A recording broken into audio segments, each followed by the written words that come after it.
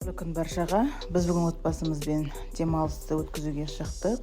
Бүгін біздің Алматы қаламызда, әсем Алматы қаламызда қар жауып, ауа райы керемет болды.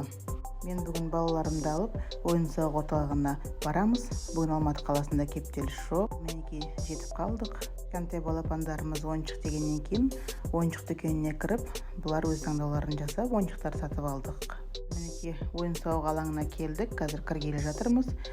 Адам өте көп болды, бірақ көп болғанына қарамастан біздің балалардың көңіл-күйі жоғары болды. Көздеріңіз көріп тұрғанда керемет ойындарды ойнап жатыр.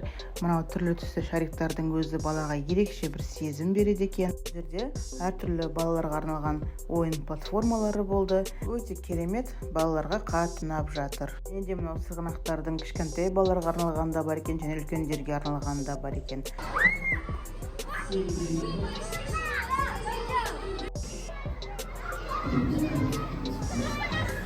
Балалар мәре-сәре болып ойнап жатыр, көріп тұрғандарыңыздағыдай. Мынадай электронды машинкалардың түр-түрі болды. Осындай көліктерде, электрондық көліктерде біздің балалар көбінесе осыларда отырып ойнады. Біз ойнап жүрген кезде осындай аниматорлар келді. Құбыжықпенен сұлу қыз келіп, балалардың көңіл-күйлерін одан ары қарай көтеріп кетті. Барлықтары билеп, керемет көңіл-күйде болды. Мынадай құрғақ бассейндер болды, ішінде шарикпен толтырылған.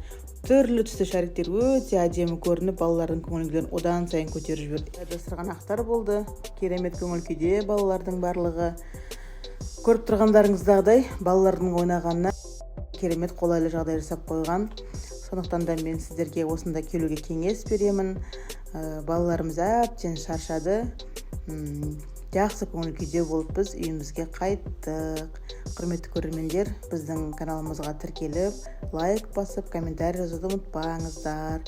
Келесі кездескенше сау сәлеметте болыңыздар. Айтпақшы, мен айтпаппын, бұл Алматы қаласындағы Спутник сауда орталығының ішіндегі Наследники ойын-сауық орталығы. Барлықтарыңызға келуге кеңес беремін. Ал енді сау болыңыздар.